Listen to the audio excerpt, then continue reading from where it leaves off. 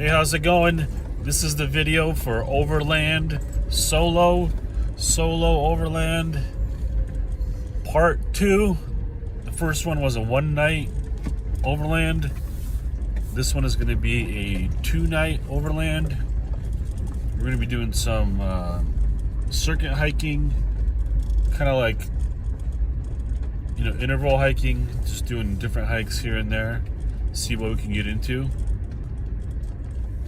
I plan on doing a grand tour of this canyon.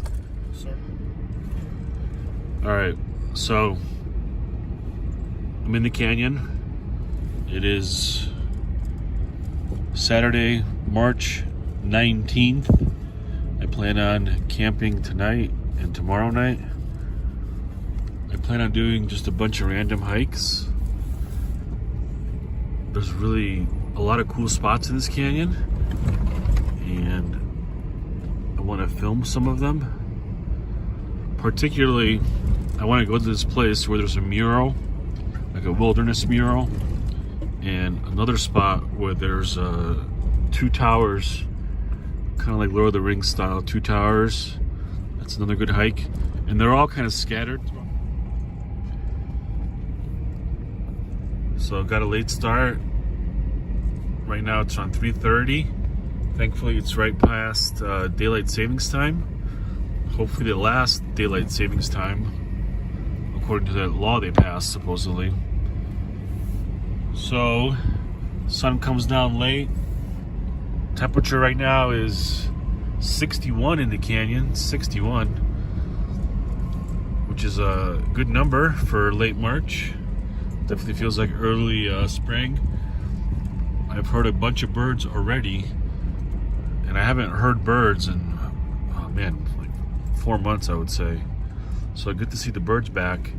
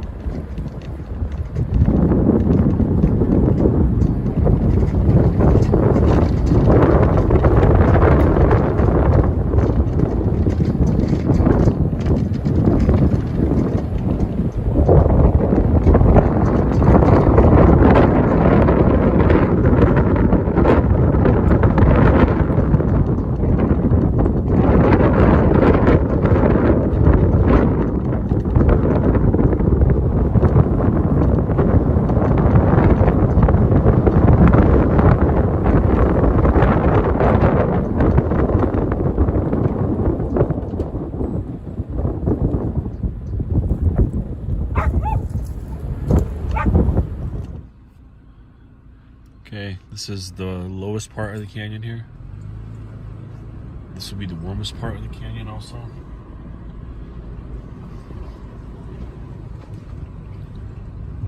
Saw two hikers back there. I saw a truck with a dirt bike mount, or maybe a mountain bike mount. I'm gonna keep an eye out, because dirt bikes tend to go fast out here, and I don't want him running into me. There's a lot of blind corners. Okay, that's a possible camp spot for us.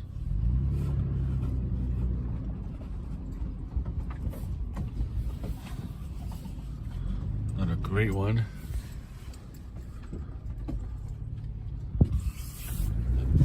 This section last year got reduced by the BLM people.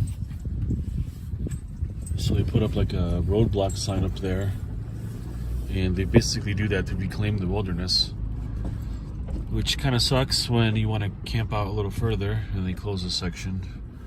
But it also protects the wilderness too, so this section will get wilder since there's no humans around. All those trees are cottonwoods, all those big trees. Cottonwood, sage. There's also oak here too. oak does grow here. I think it's called gambler oak, green oak.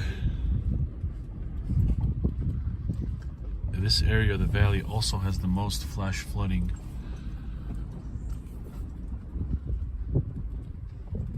Which is not hard to spot where. As you see, this whole section is wiped out. Eroded up there, completely eroded. Okay, landed here. This is going to be our first camp of the night. That's a big cottonwood. It's an old rancher cattle thingy. This area doesn't have a hearth, but it does have wood. So the ground here is soft. So I'm gonna dig out a hearth. And I was thinking, you know, what can I do to challenge myself here in this canyon? And my thinking is to do like an ultra hiking almost type deal, where I just see how much I can hike, and 2 nights of camping. So we're gonna camp tonight. We're gonna come camp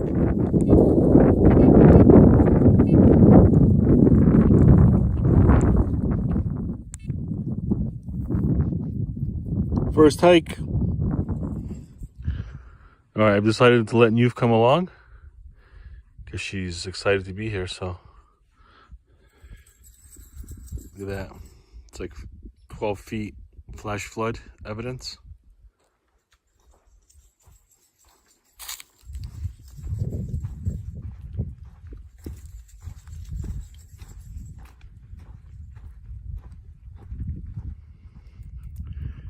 Newf! Stay there, sweetheart.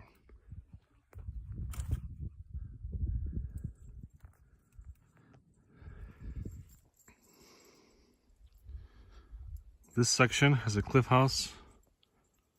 That's a cliff house right there. And I think there's another one back there. So we're gonna go check that out. Okay, so we're inside the cliff house here. Very evident that there's clay construction going on here on both sides. And this is the sleeping area, I'm assuming.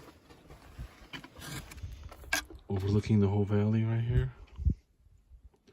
Or the canyon, I should say. Gypsy, come here, bud. This is the other side. Pretty cool, almost like a room. This section is built. That whole wall is built. And there's another wall right here. Another structure here. Construction right here. And a piece of pottery right over there.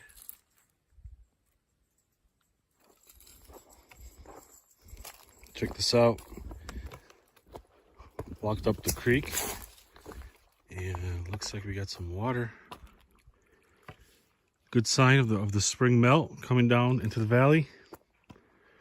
Newf is gonna love it. Newf has been following me the whole time.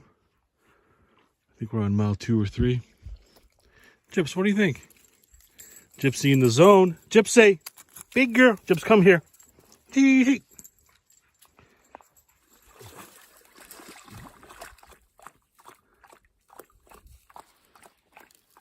So I'm gonna hike along this creek now. And Newf will hang out in the water.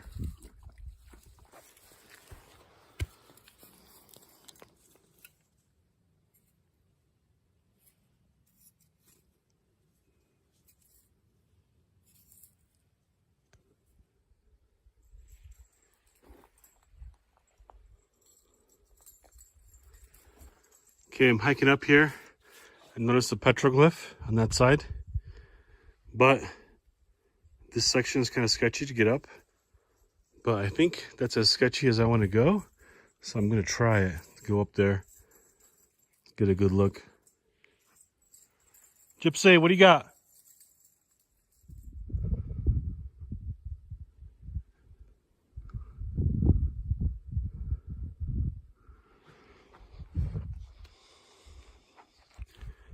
Came up that little pass right there. Hiking pole worked good.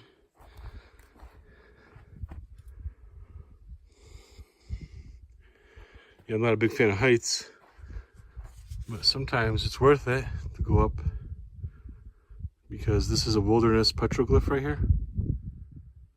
So with petroglyph, you don't want to touch them because the oils in your hands will help erode the art. The Park Service will, not the Park Service, BLM will come in and photograph these and catalog them. So if people add illegal stuff to it, you can notice it from the old photos. So as I'm up here, I'm having at least 3 points of contact. Feet, hiking pole, and then hand on a rock when I'm not holding my phone. Gonna be real careful, real methodical. My truck is down there. Newfie's down there. She's drinking up. Chips can't get up here, it's too steep. But this was worth it. That's a really pretty petroglyph. Not hard, or actually hard to get up to, I should say. So I'm gonna come down, I'm gonna keep hiking. But this is what I'm looking for here. So when I find something like this, there's a high likelihood there's more, because it's almost like the Native American, the artist who did that, lived in this canyon. So it's almost like a, you know, like a landmarker where they would mark their way around with some art. So strong chance that the artist that did that did some more art in this canyon here. And good vantage point from here too. That canyon over there has a draw, which is a good hike to do, versus going up and over and up and over. Just going in that draw. Might do that tonight even, if the moon comes up. But right now, I'm just enjoying this. Huge pieces of pottery everywhere here. There's a section up there that is inaccessible and it has petroglyph on it. Looks like a horse maybe. So if it's a horse, it's post 1500 because the Spaniards brought horse here. So this area probably eroded over 1,000 years and I can't get to it. It's too sketchy. But there's signs here, pottery, and if that's a horse, it's post 1500. Okay, hiking off this plateau here. This doesn't look like much, but this is actually the earliest structures out here, and these things are called pit houses. So what they would do is they would dig out a big hole and then kind of surround it with rocks. As you can see, this whole wall is braced. It's been dug out here.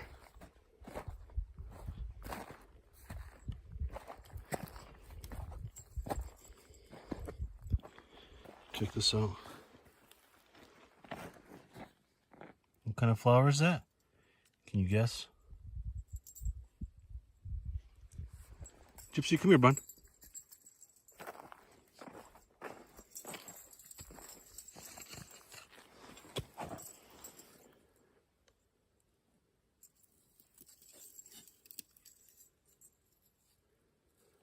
I would say around 5 years old. It's got some brittleness going on. 3-point buck. Black-tailed deer.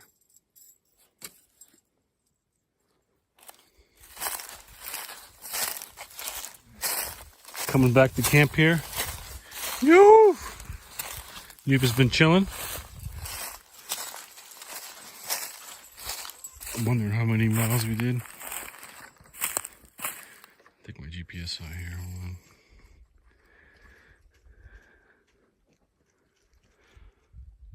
All these cottonwoods, and a lot of them are stunted because there's an invasive species in this canyon, and that's salt cedar. You can see it growing everywhere. Kind of takes over. That was a 3-mile hike. A lot of traversing up the canyon. You can see a lot of going back and forth. Went all the way up there, back there, loop back in here. So it looks cloudy, so I'm not sure how good that moon's gonna be. But I do have lights. So what I'm gonna do now is I'm gonna set up a camp. I'm gonna dig out a hearth or a fire pit. Maybe I'll move over there because there might be a fire pit there. So I'm gonna take a little walk over there. But generally the game plan is not to set up camp and plan for the next hike. Okay, this is my fire pit. It's approximately 2 feet in. That's the legal size. There's no rocks around here, so I want to be real fire safe here because there is a lot of leaves here and dead wood everywhere. So a lot of effort to dig this out, but it's good to be safe and legal versus if I just put a bunch of like little small rocks around here, it would be almost useless in terms of fire protection. So I want to be nice and fire safe and legal, so that's what I had to do. Dug it out with a shovel and a hammer, and I'm exactly 2 feet in. So now I could have a nice fire. A lot of wood around here, so I'm gonna do my part and just burn as much wood as I can here because there's a lot of dead wood, a lot of standing dead here. In a forest fire in this section, especially in this little canyon draw, it would ruin all these nice cottonwoods here, and a lot of junipers, a lot of pinon. So I'm gonna clean up my little section here. You guys ready for fire? You! Gypsy. All right, we're getting some dinner going here. Got some ground beef here.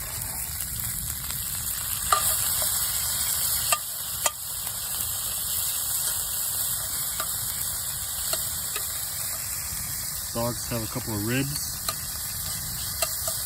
And I'm gonna have some ground beef stir fry. Just going real simple. Stir fry, vegetables, and gonna have a piece of bread. So stir fry, some veggies, and a piece of bread. It's gonna be my dinner. Okay, this is my dinner. Got some stir fry action, stir fry veggies, beef, honey mustard, some sourdough bread, some butter, kind of like a fusion. Some rice would go well with this stir fry, I think, but I don't feel like cooking rice out here. So I got some bread, some stir fry. Fire's working out good. It's getting a little cold.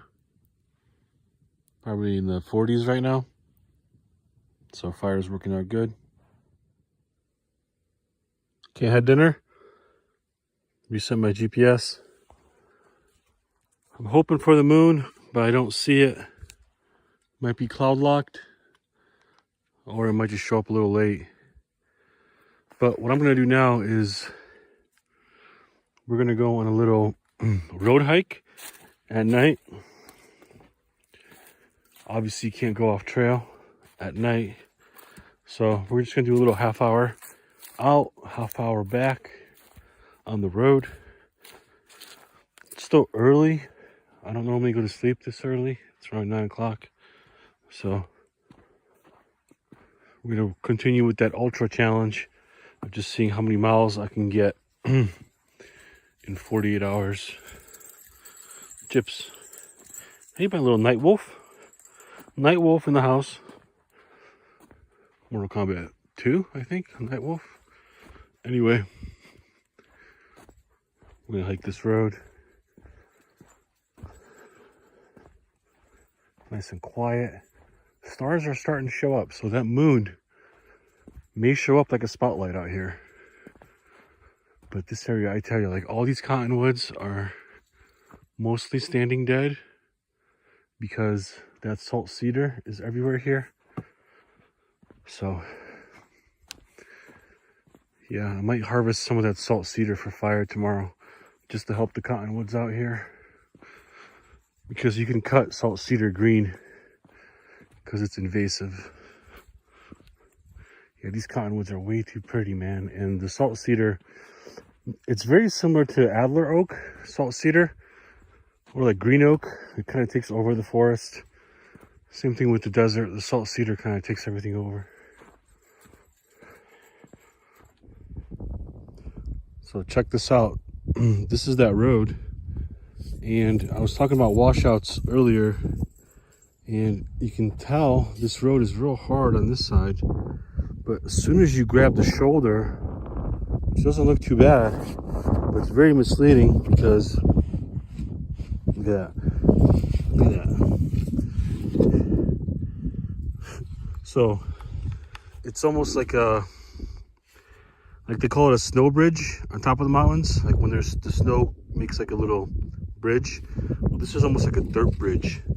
So this section is getting washed out into there, and it's eroding this road all the way to the shoulder. So you think, okay, I'm gonna hug right here, it'll be fine. I'll stay away from these ditches. But you can get caught up in something like this. It'll pull you in like a witch into the ditch. And it's probably 3-4 feet.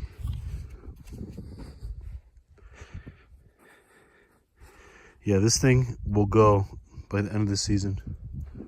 We'll have to regrade this. Especially when it's wet or after a rainstorm. These sections are super prone. And if it pulls you in, it's not going to be pretty. We have to either dig out a lot of dirt or get help, one or the other.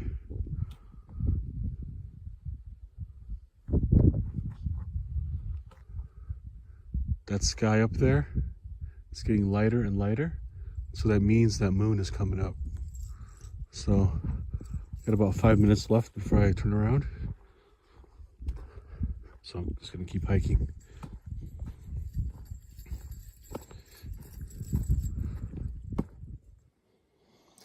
Okie dokie, back at camp.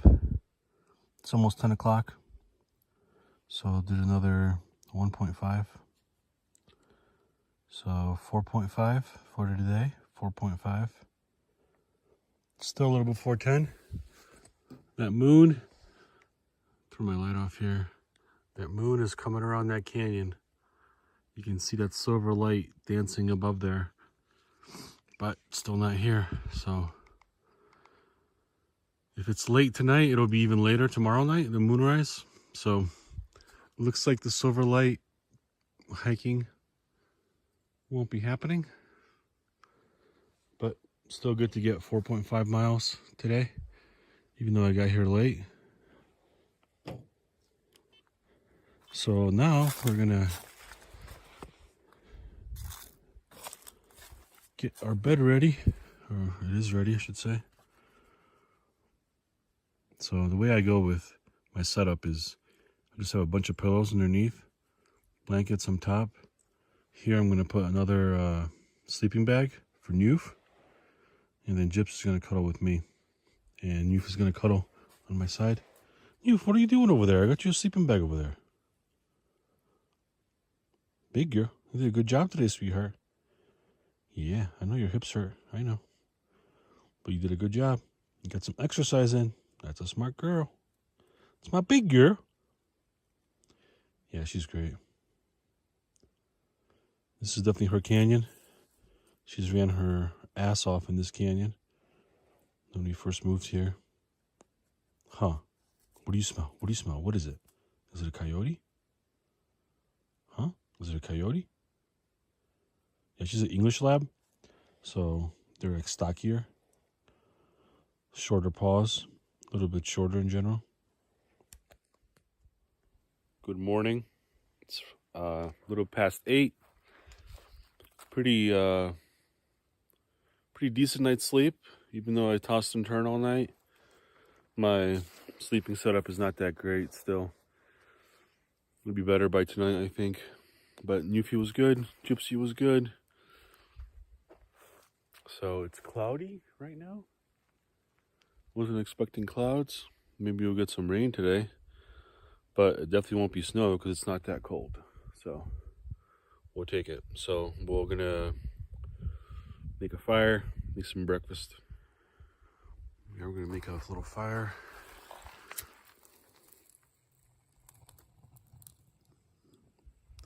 This is cottonwood bark.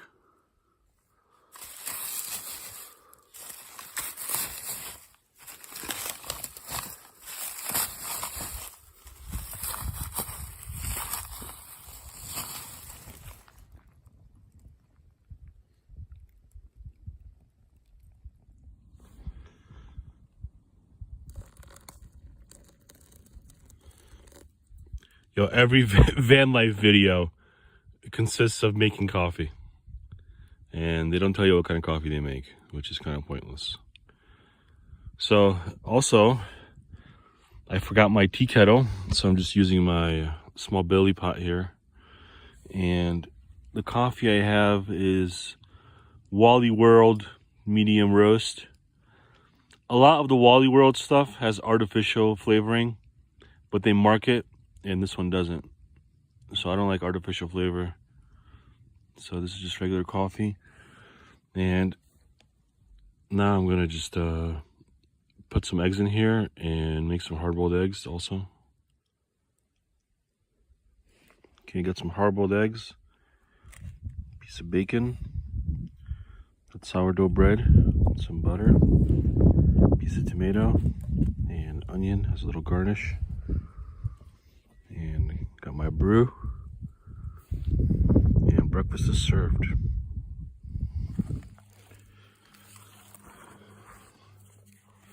Okay, I've reset my GPS. It's 9:30. Took a while to make breakfast with the fire. I think tomorrow I'm gonna go with propane for breakfast. I'm going real light. I'm gonna like circuit hike. I'm gonna go out to this mural section. It's about 5 miles out, maybe less. And then I'm gonna come right back, and then I'm gonna hike again. So, got my hiking pole. This thing is working out good. This is a REI Lookout pack. I haven't bought REI in a long time. I think I stopped buying REI after I found out how much their CEO makes. And the REI CEO was the head of, I think, Prada before REI. So, you know, I don't want to subscribe to that culture anymore. I mean, you can't really call yourself a co-op if your CEO is making like $5 million a year and your employees are making like $12 an hour with no benefits. So I've stopped supporting REI over 5 years ago. So it's definitely getting faded. But it was a gateway to the outdoors, like the gear and the equipment. It's definitely a doorway to get you into the mountains. But right now I would say even Wally World has equivalent enough gear for to get the job done. So anyway, we're gonna go hiking now. Newf is gonna stay leashed here at camp. I got her tethered into that piece of my cargo carrier. She pushed it a little hard yesterday, so her hip was bothering her last night. So she wants to go, but she can't. I'm gonna let her just recover today. And she'll sit in a yoga pose all day with my little Sphinx here. So, yeah, she's going to take it easy. I'm going to leave camp like this. And the sun is not out.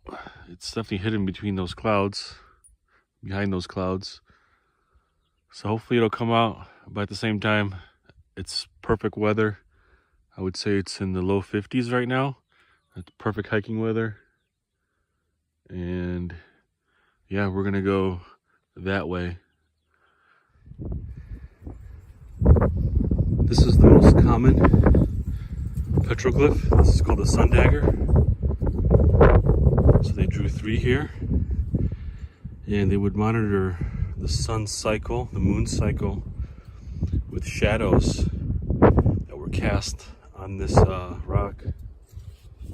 So supposedly during solstice, there's a specific type of shadow that's cast onto this canyon, or this sun dagger, I should say.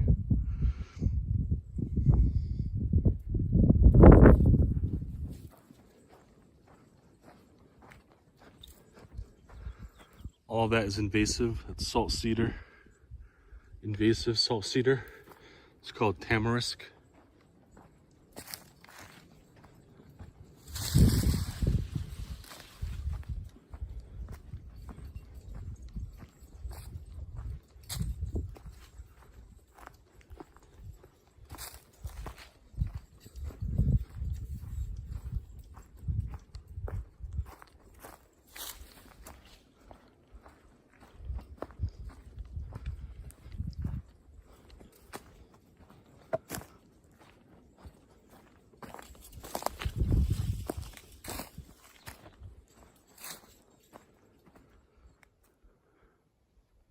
Okay, off trail here.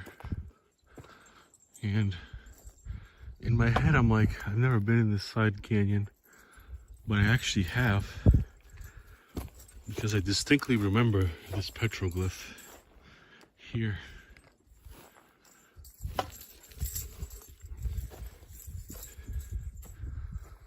Look at that, it almost looks like a rainbow. And some kind of figure underneath it, maybe holding his hands together.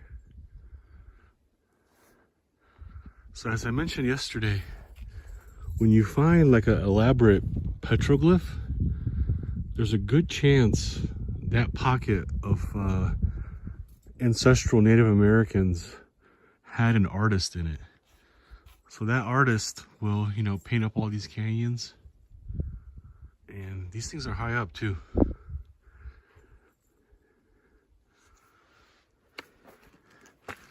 Look at that. That's approximately 900 years old, in that range. Good chance it's authentic because it's in the wilderness, it's off trail. If you're on major trailheads, major parks, then who knows what's authentic unless you have a dated photograph. But this is authentic, I think. He would just, or she would just sit up there and just paint, scratch into that sandstone. Okay, so I've been watching a lot of geology videos on YouTube, and it's really complicated for one, like the way they date things. But there are some kind of like telltales of markers that you could look for. So this area I know is Morrison Foundation, or Morrison Formation, and Dakota Sandstone. And the Morrison Foundation has this layer in it, like this is obviously rock, but this layer here, you can see it's very green, and that means there was a period of green fauna, and almost like a, just got a raindrop on me, almost like a, you know, a green maximum versus a thermal maximum, where it's red, it's hot, it's arid, and there's nothing going on. But these veins here, like this green vein here, you know, I've seen the videos where people talk, where these geologists talk about, they find like crocodile fossils and things like this, and primarily they find dinosaur fossils in something like this. So there's instances where there'll be like a big femur bone of a dinosaur just kind of fossilized in these sections here. Like something like that. You can see this is all green, and then something right in it is fossilized, this little piece here. So I'm not gonna touch any of this because I'm not a geologist, or, you know, I'm not gonna mess with any of this stuff. Pretty sure you need some kind of permit too to excavate anything. But this is what I'm looking for, and the more of those videos I watch, the more these areas start making more sense to me. But yeah, so this is Morrison Foundation and Dakota Sandstone. And I'm at approximately 5,000 feet on the Colorado Plateau. Look at the erosion going on here. This is all water erosion, flash flood erosion.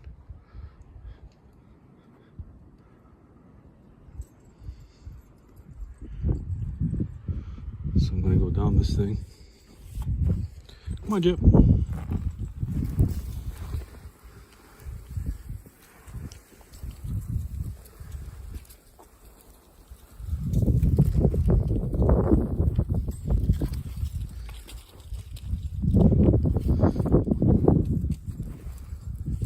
This is all native. This is all some big sagebrush here.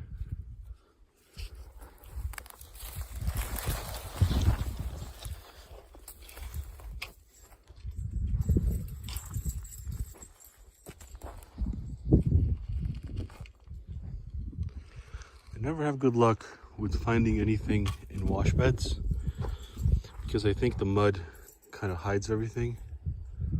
So if there's a bone or a fossil, good chance it's been in the mud and hidden. Okay, I decided to come up and explore this plateau here. And evidence of life here. This is burned, fossilized wood.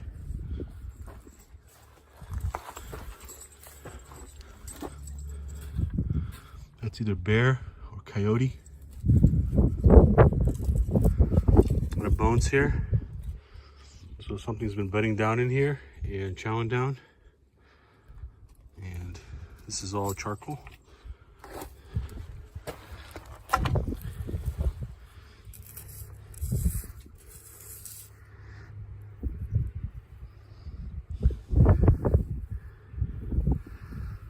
I heard this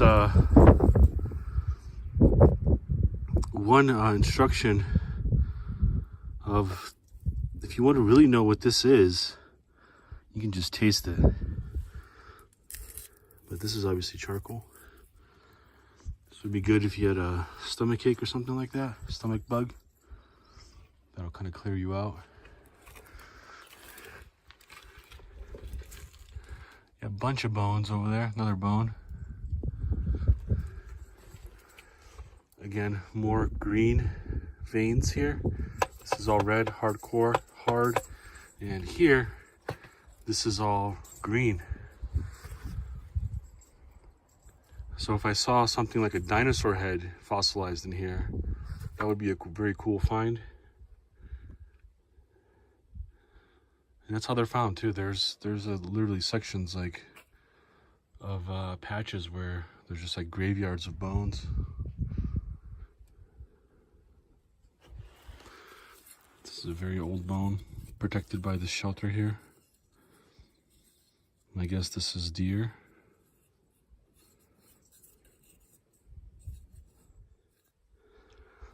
Check this out. This is maize right here. This is an agricultural staple. And they grew this here, they harvested it. They had patches where there'd be a clearing, and that's where they would grow these things. Corn maize, basically.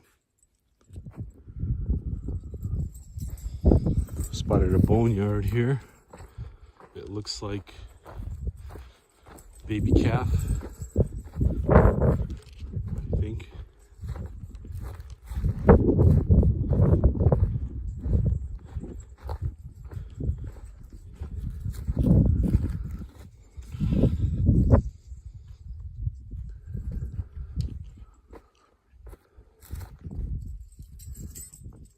Yeah, this area is catching me totally by surprise. I never knew there was water as far up in this canyon as there is. Look at this.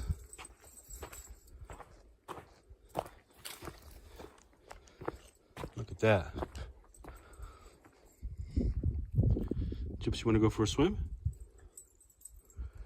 Yeah, if this was summertime, I would definitely go in here.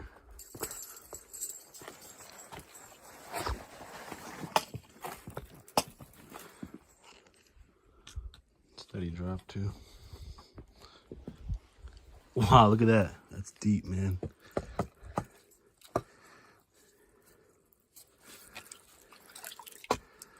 It's that deep?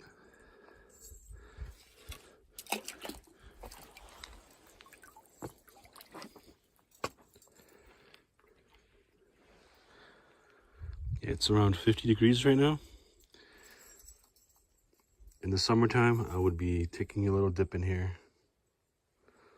I'm gonna wash my face in here, I think, just now. And get back on. I'm at the top, or the bottom, I should say, of that formation.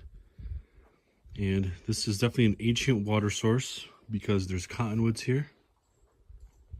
Not many of them, but that's a cottonwood right there, really high up in the canyon. That's a rare find. These cottonwoods produce buds, and you can make a bunch of stuff with it, like a balm. I'm not sure what else you can make with it, but I know it's very useful when it's in harvest, and that should be coming up soon. I wouldn't be surprised if I saw some fresh cottonwood buds on the bottom of the canyon.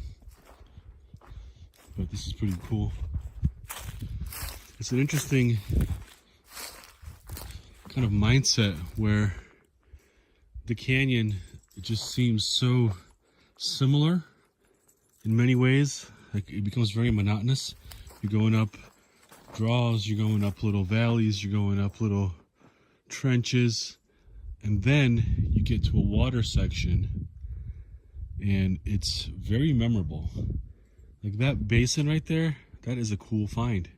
If it was summertime, that would be, you know, a savior in a survival situation. Or even just going swimming in it would be awesome. Just washing my face in it, I feel very refreshed. So the water becomes very memorable when you find it in a dry, arid area. Amazing, really far in the canyon, off trail, still finding artifacts.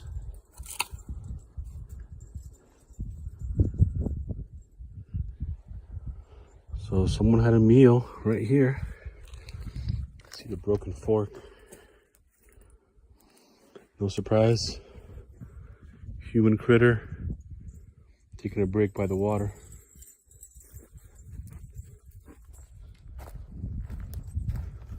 Gypsy, come on.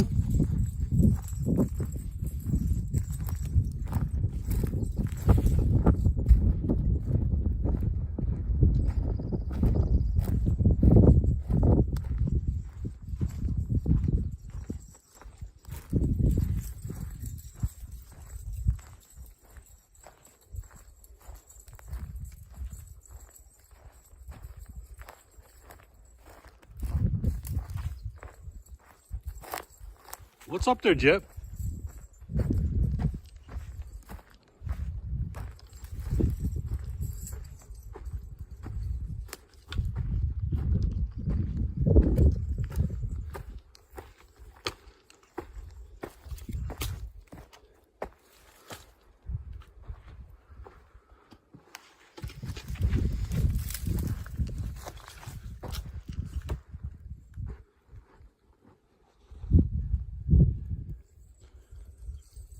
Okay, this is obviously the flood plain here. Super gnarly flash floods. Look at all that wood, all that strength.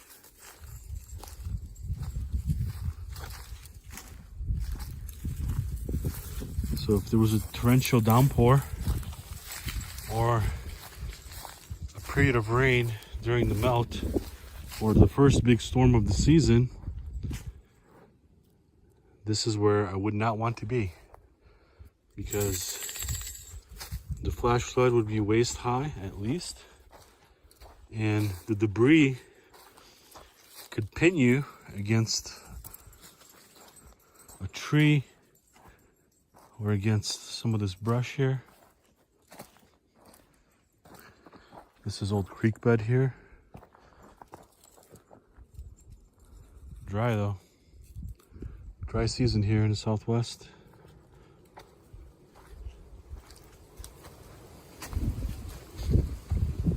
Wind is picking up too.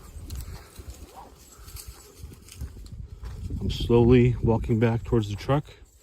That's where Newf is. Just want to check out that mural section here. If I remember correctly, I think I know where it is, but who knows? I can get to it.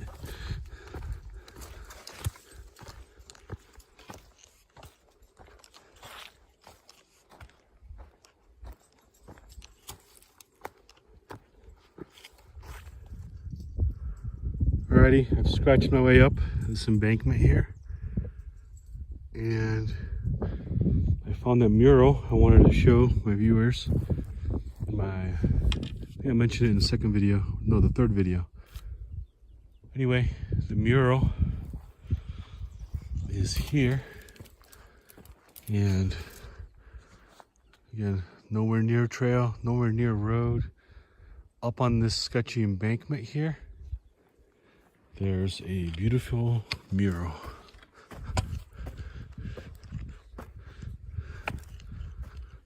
And there it is.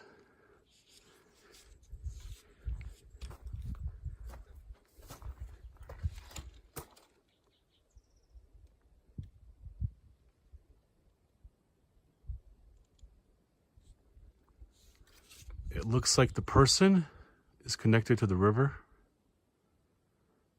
Kind of springs out of the river, the person.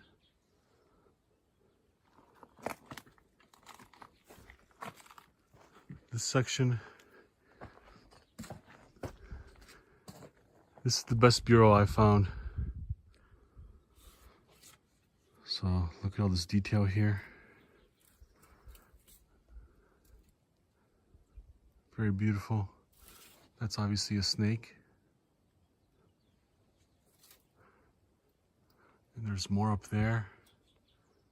So a good way, if you find one of these, to catalog it, like this one I have on my Instagram, but I've never really cataloged it in terms of just taking very high def pics.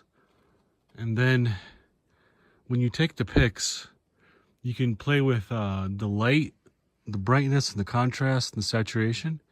So you may see something with your photo tools that you don't see with the naked eye. So that's what I'm going to do here. I'm gonna just shoot this little mural, or big mural I should say, in high def on my camera. So I have it. So if I come back in a year, 2, 3, 4, 5, and someone has vandalized it, I'll be able to tell because I'll have originals. Okay, back at camp here. Newf has been chilling. Oh, sweetheart. I drank most of the water. Big girl. Any guests, sweetheart? Any guests? Okay, back at camp. 12:45. Let's see how much we did. 4.7.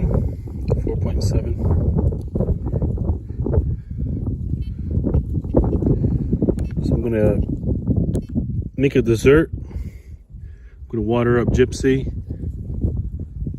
and for dessert I'm gonna have a root beer float.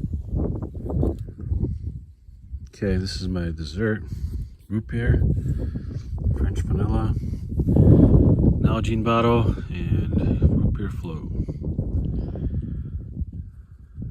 Good, high energy, high calorie, And starting hike number 2 now. Got fresh gear on, fresh clothes, fresh shirt. So we did that section. I'm still watching the monsoon clouds. They don't look too dark, so I'm not that concerned, and it's cold. So small chance of lightning if it's cold. If it was like 65, 70, 80, there would be lightning here for sure. But anyway, we're hiking through this sagebrush here, and I want to see what's past that ridge over there. So that's what we're gonna do. We're gonna just hike that out.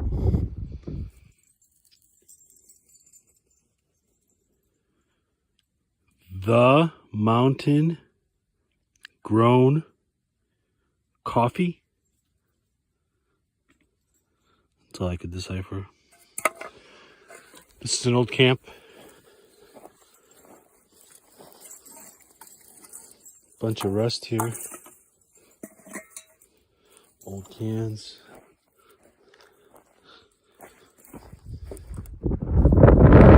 Off trail here. Do a little mini summit. The truck is in those cans over there. Doing this section here. I've never been on this section. I have been on that side, I think.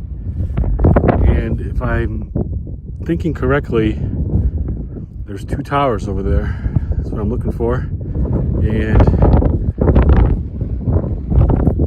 I want to go see them, but first I want to hike this off trail section, see what's out here. No treacherous to get up here, definitely steep. But it kind of plateaus up here, so I'm just gonna hike around to see what I can find. Yeah, so I was wrong. That mesa is like a false mesa. It turns into bluffs here. So I think what I'm looking for is on that side or the next side, or maybe even after that one. So I'm just gonna keep walking here. As you see, this is pretty treacherous here, these washouts.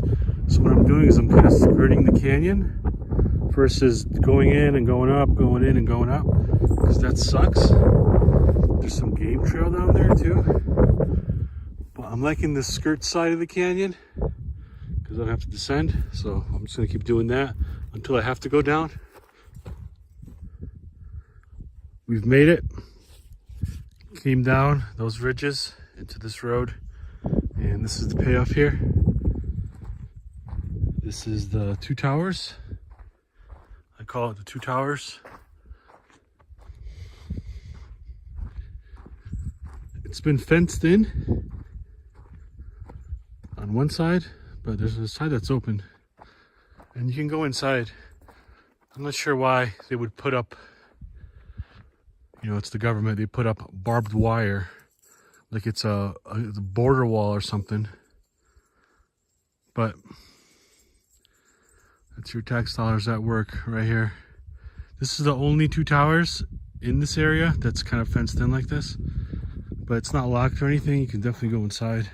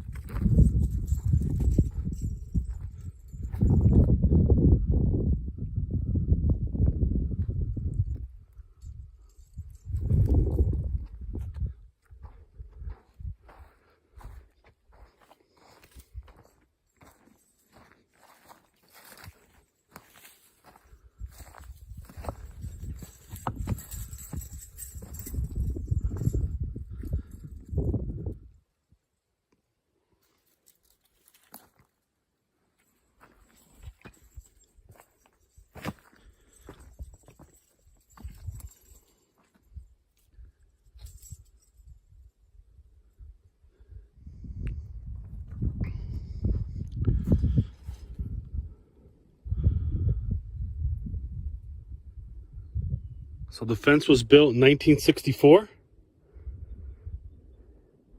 And it says you can go in. Just can't excavate anything by law. So you can go in, take pictures, look around. So 1964 is this fence.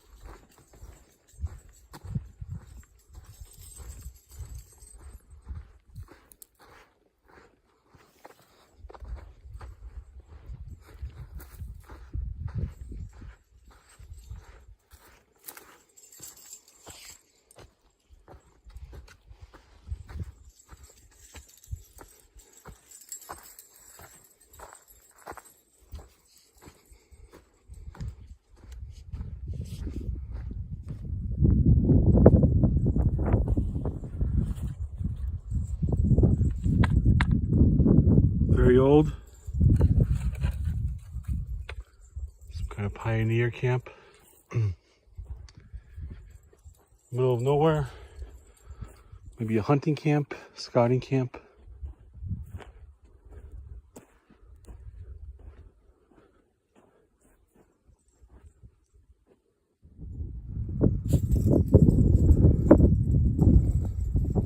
Okay, back on that road.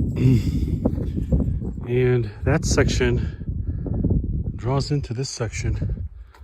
And I've been here before. This is Pioneer Homestead. And the way I identify that is the pioneers, the settlers, they had hearths.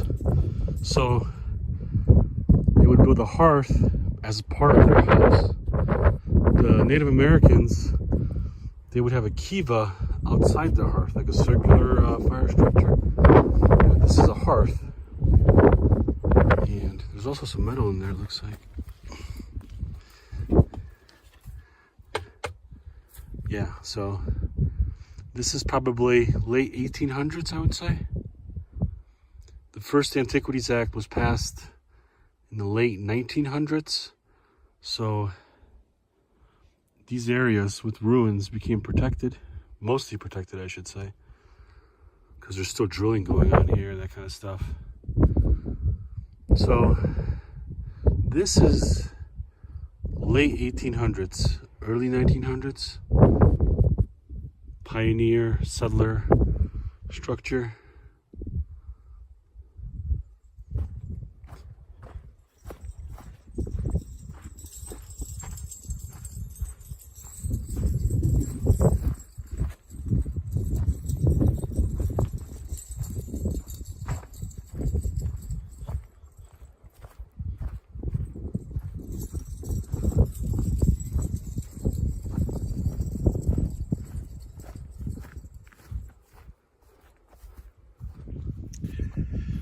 Okay, back at the truck.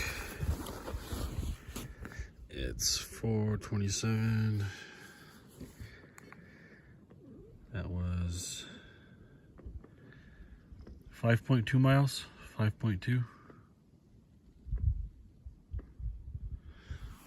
So I'm gonna make dinner now. And then maybe do another hike at night. We'll see. Dinner is served. Mash turned out really good. Added some butter. The ground beef and the veggies I was going to keep separate because these are not stir-fry veggies. But I decided to mix them up just for flavor. So, yeah, it tastes really good. Pretty psyched about eating this dinner. All right, had dinner. Gonna reset my GPS. Gonna do a little hike. Maybe an hour or two. Want to see what's over that ridge over there. Haven't seen that ridge yet. And it's still early, it's 6:30. So I don't have any service, so not much to do. So we're gonna go hiking. Look at those clouds. They're coming in from the west. So I could be in for a storm. The east looks much better. It was cloudy all day, but it looks like there's some dark clouds coming in. So if it gets too stormy, or if it just starts raining heavily, I'll have to kind of break camp quickly and leave. Hopefully it holds out, but you never know. The storms here come usually at night. They kind of usually fester during the day, and then at night the gates of hell open up because it gets colder and yeah, more windy. So gotta watch out for that. So when I get back to camp, I'll probably have to tidy it up a little bit just in case I have to book in the middle of the night. But either way, I'm getting a lot of miles in the last couple days, which is a good time.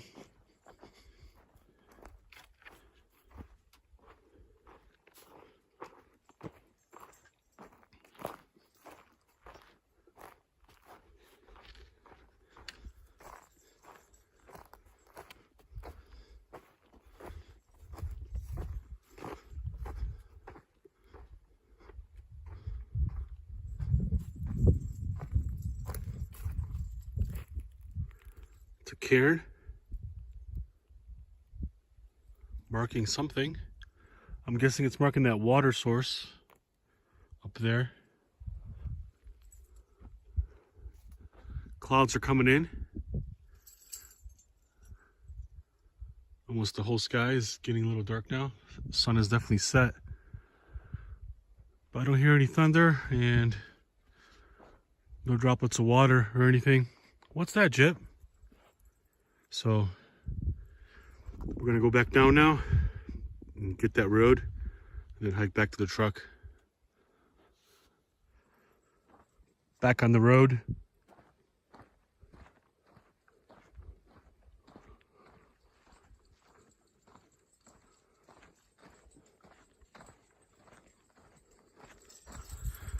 She did a good job today, Jeb.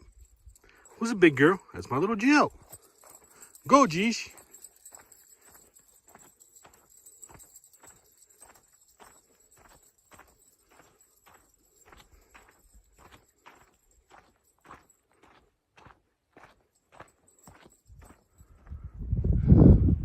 All right, it's getting a little interesting here now. Looks like I got a cloud chasing me on this ridge here. And this is the darkest cloud I've seen all day.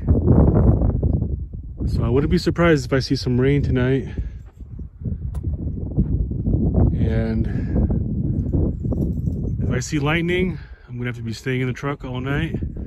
If the rain starts coming down hard, I'm gonna have to leave. Like if the rain becomes steady, a good half hour of rain and this road will wash out. And this road I could kind of chain my way through if I put chains on my 4Runner, but the pass going up will be impassable. So if it starts raining, I'm gonna have to go home. But this is part of the fun. You can see this canyon with some clouds. Rarely see this canyon without clouds. So my attention level is definitely peaking out because the storm is kind of coming in from all sides, and that concerns me the most, I think. Like once that cloud merges with that over there, we might get some storm action. And if the wind is picking up too, so it might be an eventful night. We'll see. Back at camp.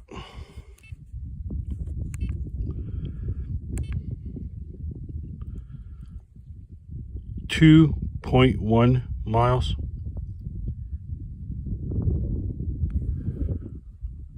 Yeah, now I'm gonna hunker down. I'm gonna hide all my electronic stuff, like batteries up there, all that kind of stuff. I'm gonna tidy up my food, just in case it starts raining and I have to book out of here in the middle of the night. That's what we'll do. Because if it's raining at night, it'll most likely be thundering too. And you can't really break down camp when it's thunder and lightning, so that's the game plan. Dude, sure as shit, it's starting to rain.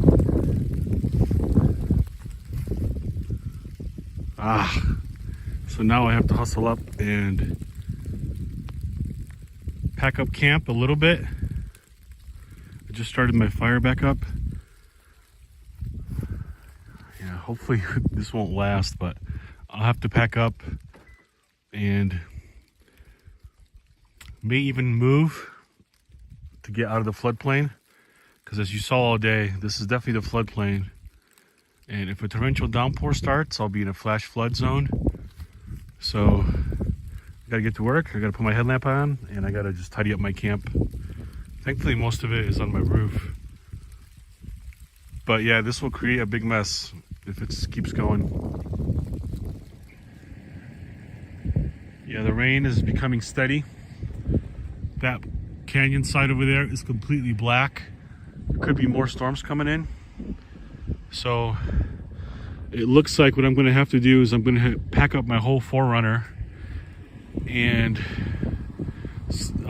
kind of hang out in the front seat, see whether I could stand this rain, because my main concern is flash flooding. It's March 20th, so the spring melt could be coming down, and a bunch of rain could really set it off. All right, I've packed up my entire camp. The rain has just stopped, but there's black clouds all over there. So what I'm gonna do is I'm gonna get in my truck and I'm gonna get on the higher side of the canyon and I'll camp there. Yeah, this video was or is Overland Part 2, so 2 nights. So I want to get 2 nights of Overland. My fear is that if another downpour comes through here, a good half hour of it, and I'll be completely stuck in this canyon. It'll mud out the whole road, and then I'll be stuck for at least another day or two. And that has happened to me before here, a couple years back. So I'm gonna go up canyon. I'm gonna camp there, and tomorrow I'm gonna try to hike. If not, no big deal. The main part of this video for me was to get 2 nights of Overland, and this is how Overland goes sometimes. You have to be careful. You don't want to get stuck out here. If this area turns into mud, it'll be really dangerous because the driving will be super sketchy, and I don't want to wreck my 4Runner.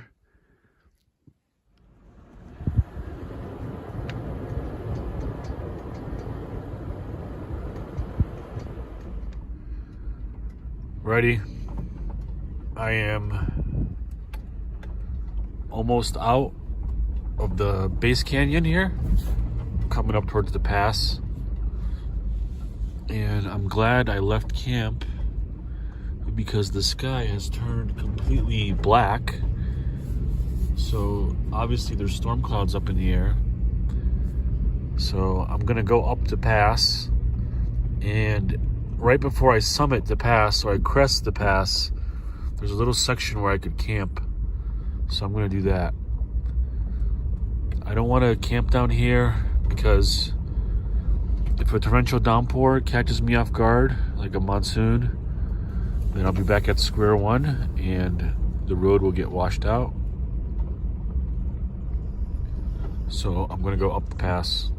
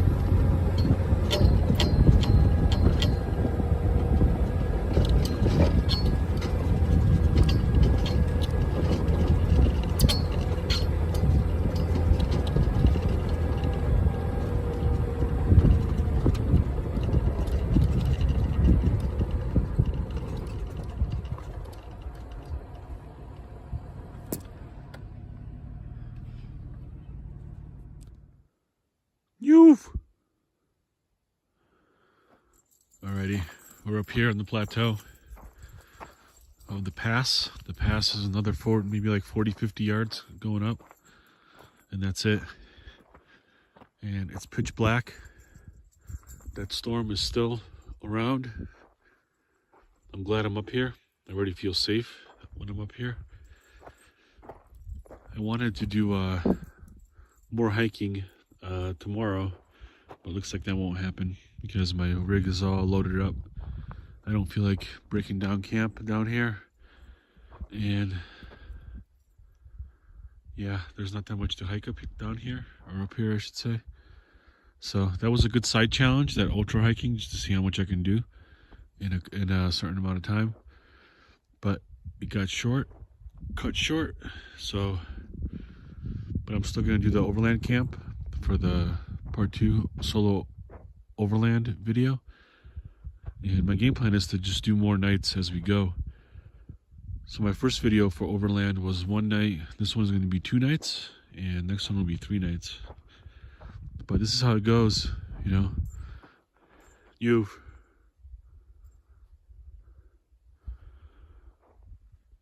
Better to play it safe. It's super dark. That storm could still break loose at night. And if it did, I would get stuck down there. It would take at least a day for it to dry out. And I don't want to do that. I don't want to deal with the mud, because the mud would shut down my show completely. And not only that, it would make it a shit show, because I wouldn't be able to hike because everything would be muddy and it would be a big mess. So, smart move, experienced move is to come up to the pass and then see what the storm does, because if it catches you while you're in the canyon, it's going to be too late, and then you'll have to kind of wait it out. But this is a cool canyon here. Look how steep this is here. It's probably a 500-foot drop right there.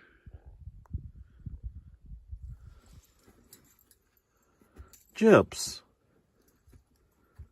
Yuki. Hi, sweetheart. My big girl. 1:10 in the morning. Got awoken by rain. It's been raining solid now for a good hour, I would say, hour. The road is borderline washed out. I just made it off the pass.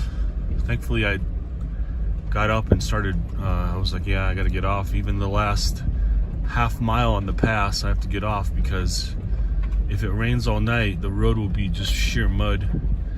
And this is the road on top of the pass, and it's raining.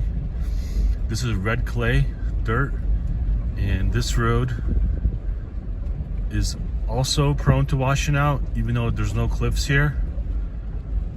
If it rains for a good couple hours, this road will be also mud. So I've decided to come, I went up the pass on the last quarter mile, and now I'm in the last maybe half mile of this top road here. And if you could hear, the dirt is already claying or caking on my 4Runner. I'm sure if you could hear that. But it's already caking, the dirt. So another half hour, 45 minutes, and this road will be pure mush. And I would not be able to get off this road. Even this flat road, I would get stuck on it. Yeah, you hear the dirt just plopping against my 4Runner now. Yeah, literally a good hour of this, and I would get stranded out here. Even if I chained up, it still wouldn't do shit, because it would throw me around to the point where I would get caught up in those ditches right there. And the winter is like that here also. During the day, when the sun is out and the snow is here, it just becomes a futile mess of mud. So this is the last section right here. This is the road, paved road. Man, that sucked. But I made the right call to pack up camp and leave. There was no rain forecast. Only there was a wind advisory. Just got service when I was at that last camp. Yeah. Now I'm on the road. Look at that. Listen to that dirt.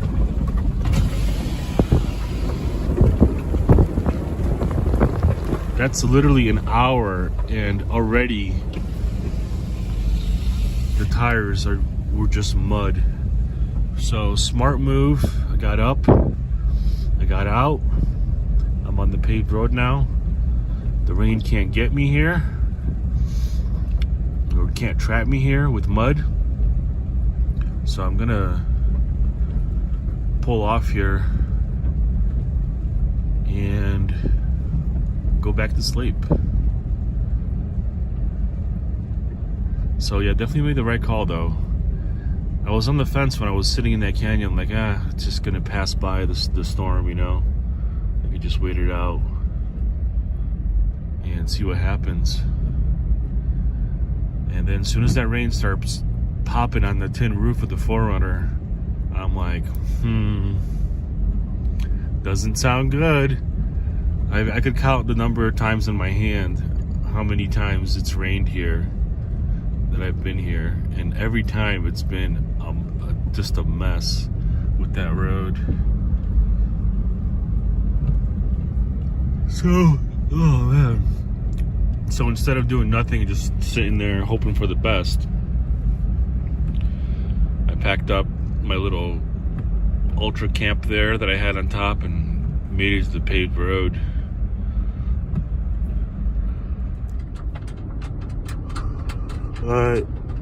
Temperature is 34, so I don't think that would have been enough to freeze over in the canyon that quickly. Saw some snow this morning too, but it just wasn't enough. The temperature drop, it would have to be like, oh, there's some deer running around here. It would have to be like 20s to really freeze over the canyon that quickly, that fast. You gotta watch out for deer too, because they move around in the morning and at dusk. We saw a nice buck. But anyway, heading back. That was a fun 2 nights. We got the 2 nights in, despite the storm. So thank you for watching. Thank you for following along on this Overland 2-night trip. The next Overland trip would be 3 nights, and most likely it'll be in the canyon still, because it's still too cold to go in the high country. So thanks for watching. Like, share, subscribe.